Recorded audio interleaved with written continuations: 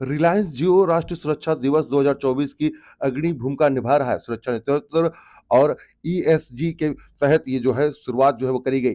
4 मार्च से लेकर 10 मार्च तक ये पूरा सप्ताह जो है वो चलेगा। इसमें आपको बता दें कि क्षेत्रीय सुरक्षा नेतृत्व शशिभूषण, क्षेत्र प्रबंधक Laxman Tewatia, MPFT x lead Ramnarayan, ROW lead Napendra Singh, master lead Vineet Sharma, HSAI engineer Kamal Singh और 40 समर्पित कर्मचारी जो है वो यहाँ पर से जियो दफ्तर से इसकी जो शुरुआत है वो करी गई। किस तरीके से रिलायंस जियो राष्ट्रीय सुरक्षा दिवस जो है वो मना रहा है उसकी तस्वीर हम आपको दिखा रहे हैं। यहाँ पर मीडिया से बात करते हुए खुद जिस तरीके से है बताया गया कि किस तरीके से आकर दिन में क्या-क्या चीज़ें हैं जो वो ज़रूरत की होती हैं। जी हाँ, जब अगर हम कहीं पर भी कोई काम कर रहे हैं तो उसको लेकर रिलायंस किस तरीके से अपने कर्मचारियों को सारी चीज़ें गाइड करता है उसके बारे में यहाँ पर पूरी जानकारी दी गई। आपको बता दें ये 53वां नेशनल सेफ्टी वीक जो है वो सेलिब्रेट किया जा रहा है जिसकी तस्वीरें हम आपको दिखा रहे हैं कि रिलायंस किस तरीके से काम करता है। इसमें आपको बता दें कि रिलायंस जियो का एक राष्ट्रीय सुरक्षा दिवस का उत्सव उसके सुरक्षा नेतृत्व और ईएसजी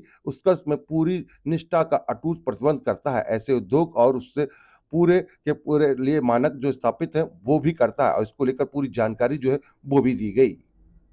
नेशनल सेफ्टी वीक मना रहे हैं, किस तरीके का है, क्या-क्या अवेयरनेस जो है लोगों को दी जा रही है? देखिए ऐसा है, आज की केवल ये इवेंट नहीं है, ये हमारी पूरी 1 हफ्ते 4 से लेकर के 10 मार्च तक चलती है और हर साल इसे मनाया जाता है।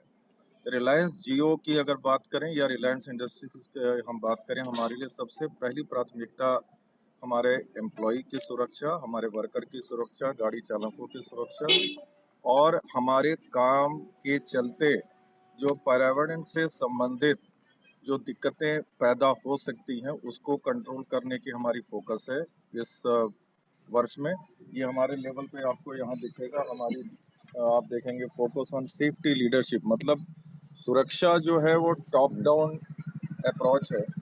जो अगर हमारे अधिकारी अगर सुरक्षित अपने आप को रखना चाहते हैं तो डाउन द लाइन उनको अपने एम्प्लॉयज़ को सुरक्षित रखना पड़ेगा और उनको सिमिलर प्रोसीजर या सिमिलर एक्टिविटीज सुरक्षा से संबंधित या तो सड़क पे या काम पे या कंस्ट्रक्शन पे या ऑफिस के अंदर वो चीज़ों को उत्कृष्ट यथार्थ और उत्पत्ति के लिए चीज़ों को इम्प्लीमेंट करनी पड़ेगी। दूसरी हमारी फोकस हमारे काम के चलते जो दूसरों को जो दिक्कतें होती हैं उसको कंट्रोल करना, एनवायरमेंटल कंट्रोल करना, पॉल्यूशन कंट्रोल करना, ये हमारा फोकस है। इस पूरे 1 हफ्ते के सवेरे 8 बजे से लेकर शाम काम करने के क्लोजिंग तक 5 या साढ़े 5 या 6 बजे तक हमारी ये फोकस रहेगी। फिजिकली प्रेजेंस एम्प्लॉयज़ की वहाँ पर फील्ड पे मैंडेटरी होगा विद विजिबल मैकेनिज्म, जिसको हम पर्सनल प्रोटेक्टिव इक्विपमेंट्स बोलते हैं। 100% इसे इम्प्लीमेंट करने की हम कोशिश करते हैं और हमने उसमें एग्जाम्पल्स क्रिएट करी है दूसरे जगह को, दिल्ली ने दूसरे हमारे पूरे भारतवर्ष में जो रिलायंस की सर्कल है हमने उसको इम्प्लीमेंट किया। हमारे मैनेजर्स यहाँ दक्षिणी दिल्ली के लक्ष्मण तेवतिया जी जो हमारे पूरे दक्षिणी दिल्ली के सारे डोमेन को इंट्रासिटी मास फाइबर को हैंडल करते हैं, इनके लीडरशिप में चीज़ों को इम्प्लीमेंट करे जाते हैं, एम्प्लॉयज़ को अवेयरनेस दी जाती है और एम्प्लॉयज़ को सुरक्षा निर्देश को पालन किए बिना किसी काम को ना करना और ना चालू करने की स्ट्रिक्ट इंस्ट्रक्शन दी जाती है। मेरा इतना ही कहना था। आगे हमारी अभी 6 दिन का और कार्यक्रम है, ये सिमिलर काइंड ऑफ एक्टिविटी हम रोज करेंगे। अच्छा सर, जिस तरीके से जो साइट होती है, इस पर किस-किस चीज़ की ज़्यादा सेफ्टी देखनी चाहिए क्योंकि बहुत से हादसे होते हैं, तो क्या-क्या प्रिकॉशन जो है वो अपनाने चाहिए? आपने आपने सही कहा, हमारी सबसे पहले वहाँ की दिक्कतें हैं कि हमारे फाइबर के चलते जो खुदाई हम करते हैं उसके चलते जो पब्लिक को जो प्रॉब्लम होती है वो एक सबसे बड़ी हमारे लिए प्रॉब्लम है, बट हम उसे कंट्रोल करने की यथासंभव कोशिश करते हैं 95 या 98% के उपलब्धता तक। उसमें हम उसको प्रॉपर बैरिकेडिंग की जाती है वहाँ, जिससे लोगों को वहाँ देखने में और आने वाले को ट्रैफिक को देखने में कोई प्रॉब्लम ना हो और उनको प्रॉपर हमारी क्लियरली विजिबल साइट्स दिखें। ये हमारी पहली प्राथमिकता होती है। हमारे मैन पावर हर समय विजिबल पर्सनल प्रोटेक्टिव इक्विपमेंट्स में रहेंगे, वहाँ रहते हैं। बिना उसके हमने कोई काम वहाँ पर चालू करने की कोशिश ना किसी को हमने आदेश दिया है, ना हम कोशिश करते हैं। दूसरी चीज़ अगर हम टावर से संबंधित बात करें तो टावर को खड़ा करने के समय हमारी एक मेजर प्रॉब्लम आती है। उसको हमने अपने टेक्निकल या इंजीनियरिंग कंट्रोल्स के द्वारा कंट्रोल किया है।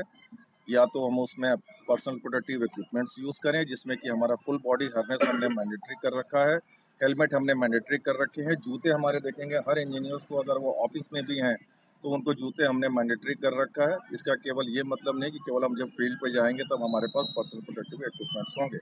हमने उसको इस तरीके से कंट्रोल करने की कोशिश करी है। बिजली से संबंधित जो चीज़ें हैं या जो दिक्कतें होती हैं, उस तार के पोल से या दूर हमने काम करने के लिए वहाँ पर परमिशन ले रखा है। हमारे आरओडब्ल्यू के बंधु हमारे साथ यहाँ उपलब्ध हैं, वह सरकारी परमिशन हमें प्रोक्योर करके ला करके हमें देते हैं। और जैसे सरकारी निर्देश होती है, हर परमिशन के ऊपर एक कंडीशंस ऑफ कॉन्ट्रैक्ट होती है, जो कि सुरक्षा निर्देश को मानने के लिए हमें बाध्य होना है, और हमने उसको इम्प्लीमेंट करने के लिए एज अ सेल्फ डिसिप्लिन हर जगह कोशिश करी है। यही हमारा 5 या 6 तरीका है। और मल्टीपल हमारी टेक्निकल चीज़ें होती हैं, जिससे कि हम वेरियस हैज़ार्ड जो हम कहते हैं हमारे लैंग्वेज में कंस्ट्रक्शन, उसको हमने इम्प्लीमेंट किया है। हैज़ार्ड को कंट्रोल करने का प्रोसीजर हमने इम्प्लीमेंट किया है, और हमने उसको एडिक्वेट 100% हमारे एम्प्लॉयज़ ट्रेंड हैं। उनको हमने बिना एम्प्लॉयज़ को, बिना कार्ड के, बिना येलो कार्ड के किसी को, जो सुरक्षा निर्देश है, हम किसी को साइट पे जाने के लिए परमिशन नहीं देते। वो हमारे लिए सबसे बड़ा कंट्रोल मैकेनिज्म है। मेरे से इतना ही था। आगे हमारे जी। मैनेजर आपको संचार सुविधा देने वाली कंपनी है। हमने 10-12 साल में जो यहाँ काम किए, हमारे कंट्रोल मैकेनिज्म या सुरक्षा निर्देश को या सुरक्षा आदेश को पालन करने के चलते हमारी किसी भी साइट पर आज तक कोई दुर्घटना नहीं हुई है। माइनर 1 आध 2 घटनाएं हुई हैं, जिसको कि हम फर्स्ट एड केसेस कहते हैं, लेकिन ऐसे हमारी पूरे 12 साल में कोई घटना नहीं हुई है जिसके चलते किसी को मेजर इंजरी हो जाए या कोई फैटेलिटी या डेथ हो जाए। ये हमारी सबसे बड़ी उपलब्धता है, और उसी उपलब्धता को जो हमने आज तक यहाँ उपार्जित किया है इस 12 साल में, आगे भी हमें फर्दर जाते हुए जितने दिन हमारी कंस्ट्रक्शन या ऑपरेशंस की एक्टिविटी होगी, उसको हम सिमिलर काइंड ऑफ प्रोसीजर अपने कल्चर में, अपने ब्लड में, अपने एग्जीक्यूशन में लाने की हर समय कोशिश हम करेंगे।